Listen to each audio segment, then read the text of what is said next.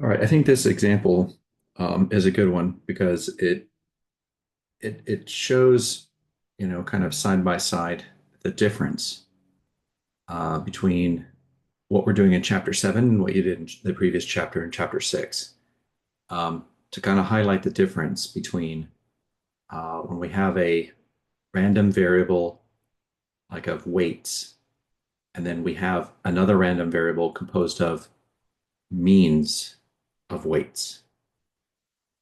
And that's what we did, here in chapter 7 was we're looking at samples and means of samples, and those means of samples create a distribution, and we have a mean of that distribution, which is a mean of means. So let's look at this using this example of the safe loading of elevators. So the elevator at San Francisco International Airport has a placard stating that the maximum capacity is 4,000 pounds for 27 passengers. So because 4,000 divided by 27 equals 148, this converts to a mean passenger weight of 148 pounds when the elevator is full. So assume a worst case scenario in which the elevator is filled with 27 adult males and the weight of an adult male is normally distributed with a mean of 189 and a standard deviation of 39. Question 1, find the probability of one randomly selected adult male has a weight greater than 148. Question 2, find the probability a sample of 27 randomly selected adult males has a mean weight greater than 148.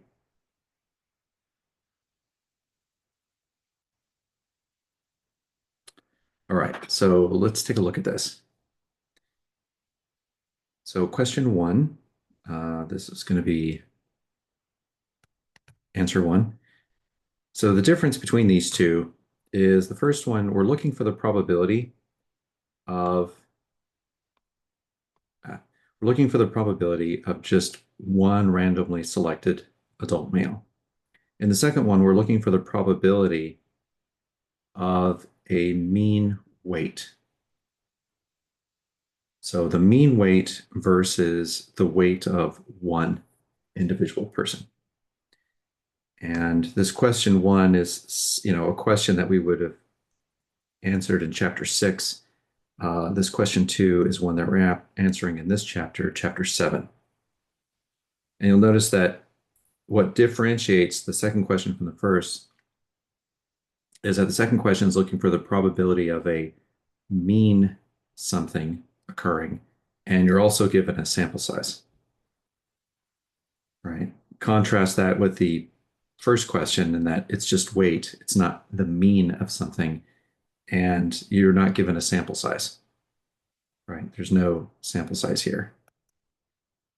All right, so let's look at our givens.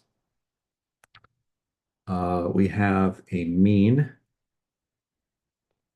weight for adult males.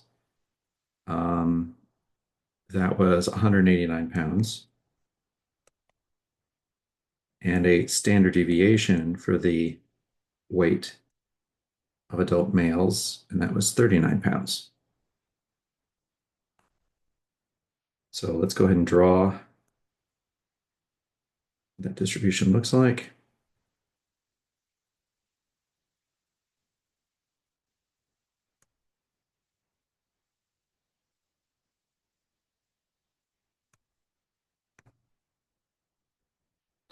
All right, so this will have a mean of 189 and a standard deviation of 39. Find the probability that it has a weight greater than 148. So 148 is going to be to the left of 189 because it's smaller. So here's 148. And we want the probability that a randomly selected adult has a weight greater than greater than 148. So we want this area above 148.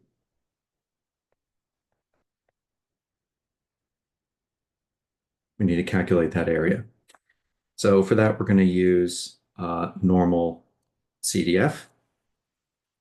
So here our lower bound will be 148.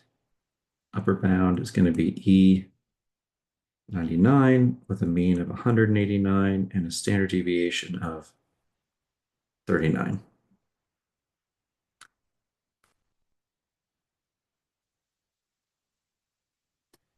And let's see what the area to the right. So we want a value of X that's greater than 148. So let's see what that answer is going to be. Let me back out. Okay, so normal distribution, we got 189, 39, and we want the area not to the left, we want the area to the right. And we want the area to the right of 148. So that's 0.8534.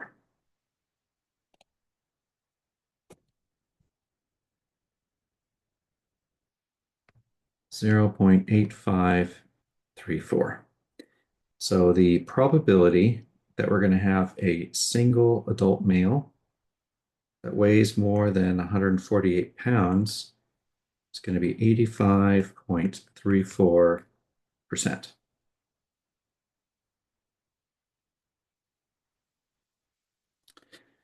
Okay, now let's answer question 2.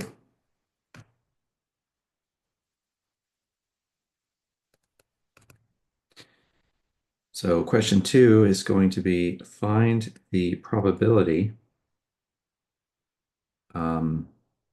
that a mean weight is greater than 148 with a sample size of 27. So what we're kind of interested in this particular question is here we're looking for the probability of just getting one adult male that jumps into the elevator weighing more than 148, and that was 85%.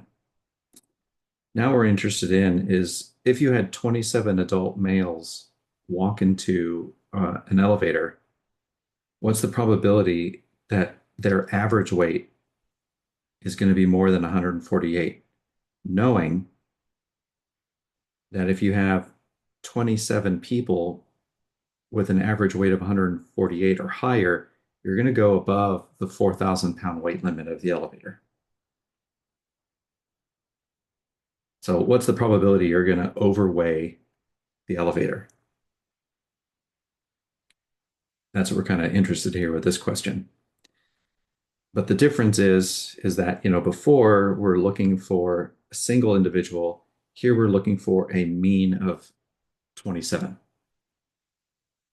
And, again, that's the difference. That's what we did in chapter 6.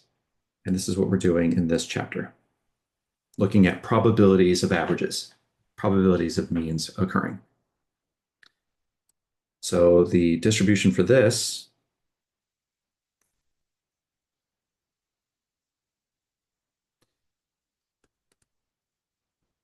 is it's going to be normally distributed with a mean and standard deviation for the distribution of sample means.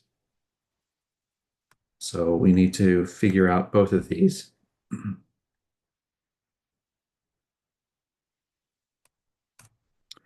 Well,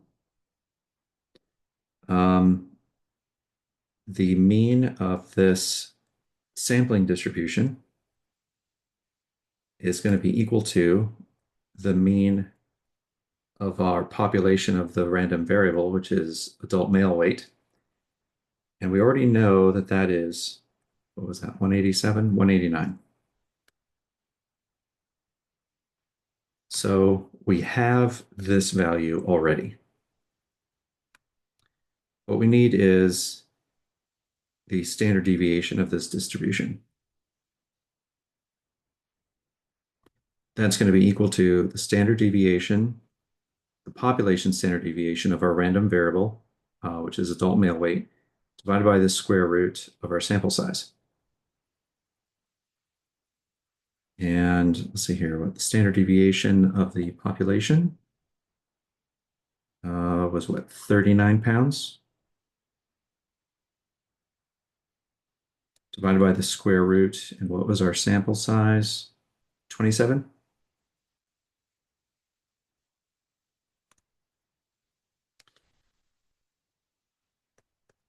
So that means the standard deviation for this distribution is going to be 39 divided by the square root of 27. So go home. Okay, go ahead and clear this out. What did I say? 39 divided by square root 27. All right. Uh, so that's approximately 7.5. So I'm going to put approximately 7.5, and I'm going to store that. I'm going to put it in capital letter O this time. All right, so now we've got the second value that we need right there. And let me, before I forget, let me go ahead and store that. So Shift, and this X to the Y button. We want to store that. Now I want it to be a capital O. So to make that a capital O, I can hit Shift Alpha 9. Now it's a capital O. All right, so I got that saved in there. All right. Oh yeah. So the whole point is we're trying to calculate the probability of having a mean weight of 27 individuals to be greater than 148. So what's this area?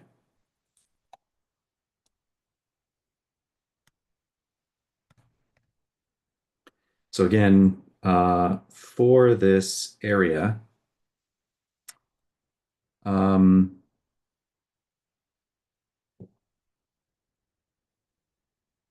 me change something really quick. It shouldn't be this. Okay, you're going to see me change things out really quick. Let me change this picture with this one. There we go. All right, good. All right. All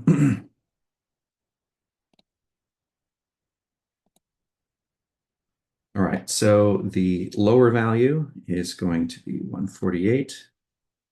The upper value is going to be E99. Mean is 189 with a standard deviation of approximately 7.5.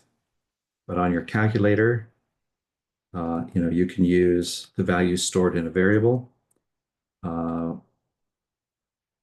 With the numworks, we've got a mean of 189, standard deviation of 7.5, or using the variable that we stored on the calculator. And we want a value of X greater than 148. We want the area to the right, like that. So let me go to Home and Distributions.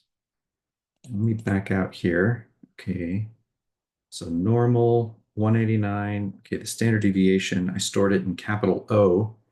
So I need to put Shift Alpha 9, execute. There's my 7.5 and some change. And we want the area to the right of 148.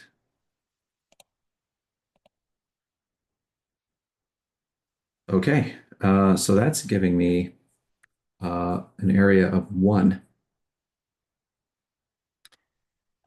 Um, so that's pretty much saying that we've got a 100% chance.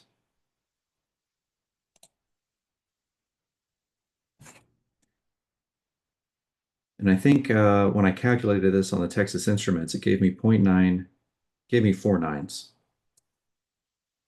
So this probability that we're looking for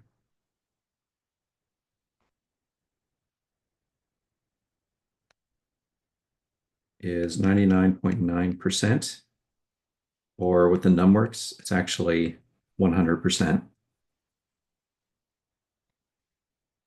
So, what this means is that if you had 27 adult males walk into an elevator that's designed for a maximum capacity of 4,000 pounds, there's a pretty much 100% probability that the average weight of each person is going to be over 148. And that means you're going to be exceeding this 4,000 pound limit 100% of the time. Now, that's 100% of the time, assuming that all the passengers are adult males in the United States. You're probably going to have kids, and you're going to have people of other genders other than males walking in. Um, and then you're going to have males that are a little heavier and a little lighter. Um, Plus, when they design elevators with these tolerances like this, um, in engineering terms, they add what's called a factor of safety. So even though it says 4,000 pounds, they'll take this number and multiply it by 2 or 1.5 or 3, and that'll actually be what it's designed for.